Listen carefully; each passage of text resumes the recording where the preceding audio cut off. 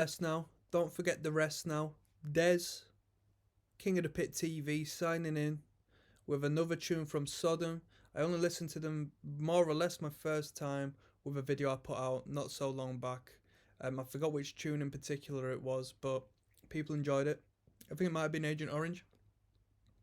Got a few views, so I'm going to check out another one. This is more recent though. This has been put out, I'd like to say, in 2020, because that's when the video was uploaded to YouTube. This track is entitled Friendly Fire, and it's the official music video. So let's see if they're holding up in their old age, you know what I mean, because these metal bands tend to fluff it and lose a lot of the energy which is necessary in a fast-paced, energetic band in a genre such as thrash metal, in my honest opinion. So let's see what the deal is. There might not even be a thrash metal band no more, who knows. So this is Friendly Fire.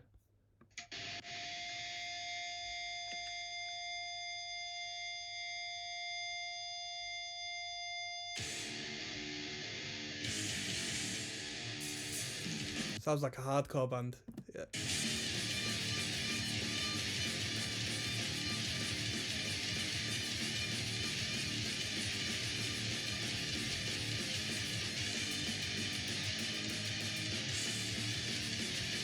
High energy, quality. I like the visuals as well. The cans getting blown over by the vibrations, if not the gush of air from the monitors. Quality.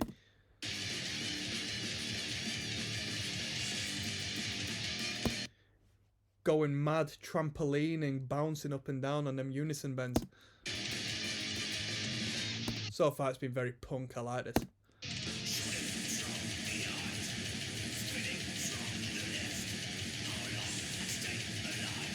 I didn't expect blast beats from this band.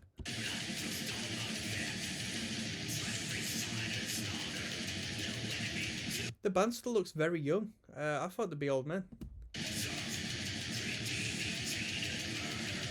When was Sodom knocking about? Like as early as the 80s, right? Early 80s perhaps?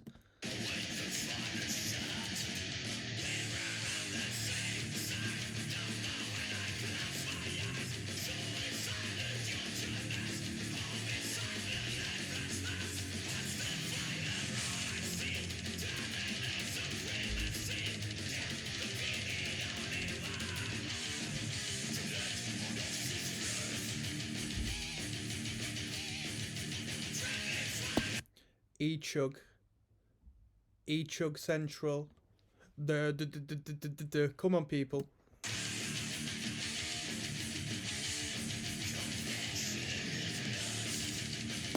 Very basic riff.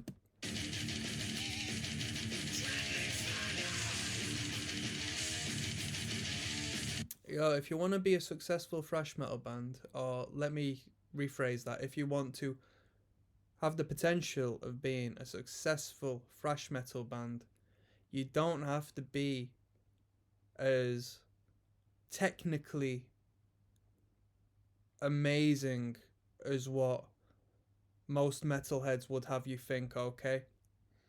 Most of the best thrash metal bands just rely on being tight, or at the very least being tight in the studio, okay?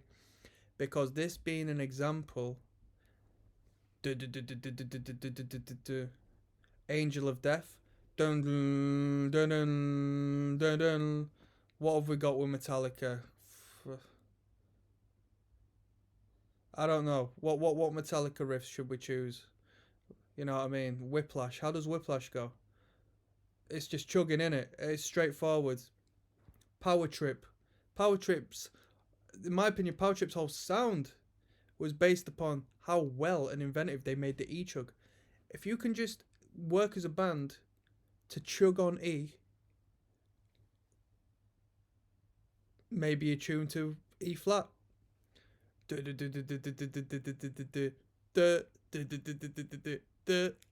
Anthrax, I'm sure, did the same thing.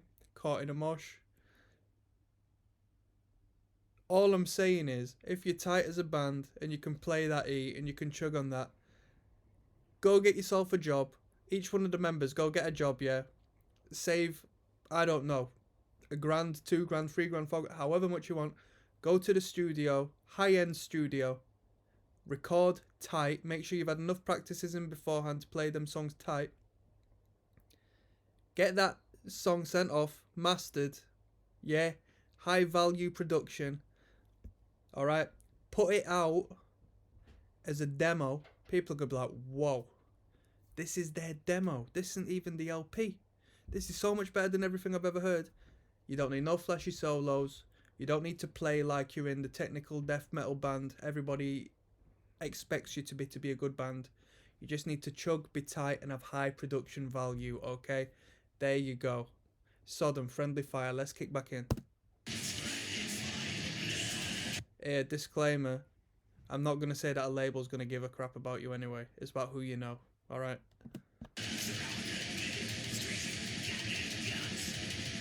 Actually, whilst I'm there, it's not also about who you know, it's about your identity. So what you can also do is just play with an incredible gimmick or novelty. So, I don't know, wear all the members of the band, yeah, wear a big pair of funny ears, get some oversized ears, yeah, and then people, by default, are going to notice and talk about you, alright, rather so than the actual talented band who can play really well, but don't have big novelty ears. Meme yourself, bro.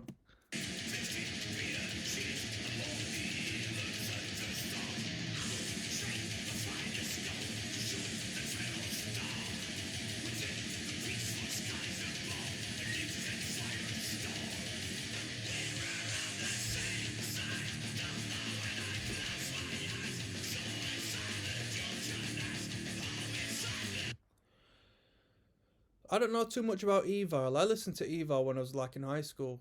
They're quite a local band to where I am.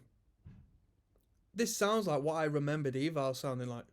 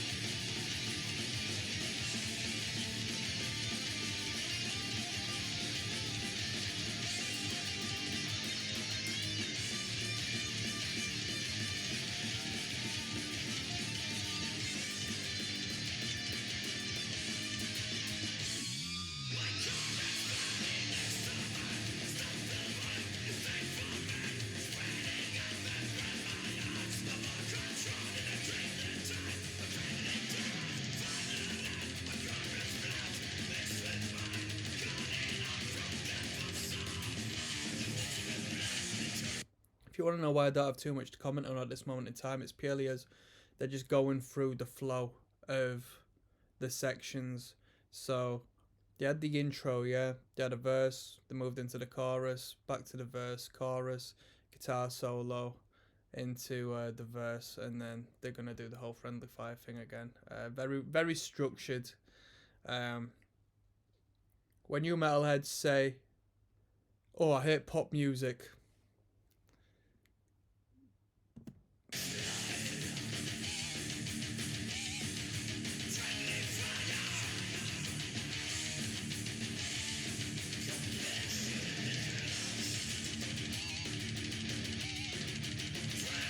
personally, I would replace the guitar solo people always do in the third section before the last chorus, aka the bridge, if you wanted to, call it as it is in pop structure terms, how to write a compelling, engaging song. I would take the guitar solo out because metal bands sort of use the bridge section, which would be used as a change of perspective in a pop song or a singer-songwriter song.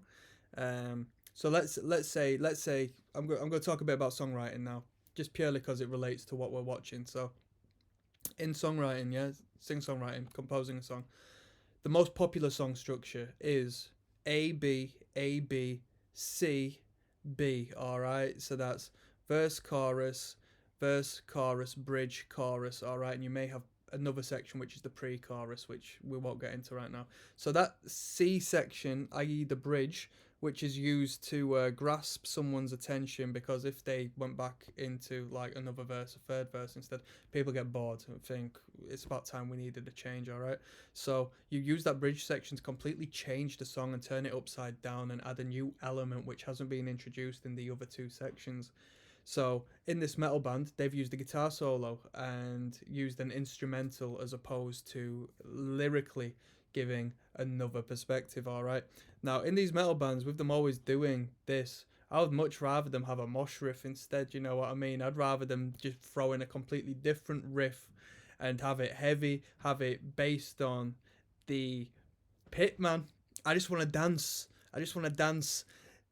The guitar solos are for the musicians. Man, I just want to get my dancing shoes on and go for a little jog in the pit. Let's be real.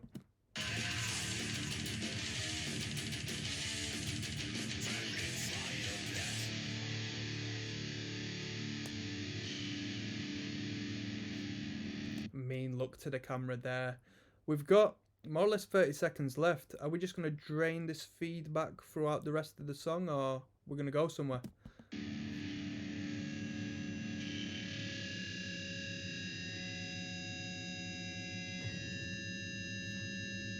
Very tough. Ignorant. The guy's a madman.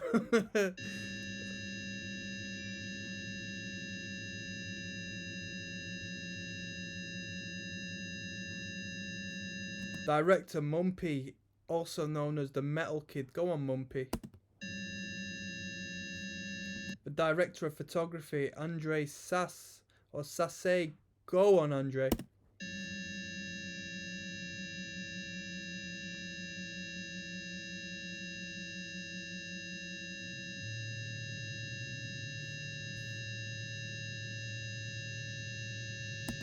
That was cool. That was Sodom Friendly Fire. It was a good tune. It was a good tune. If I was a little bit younger, I would love this song. More than likely, I'd have it in my iPod as I was walking back from school. So I enjoyed that. It was a bit too friendly for my liking. As far as thrash metal goes, the chorus has to be really special if I'm gonna enjoy it as like structured as this one is.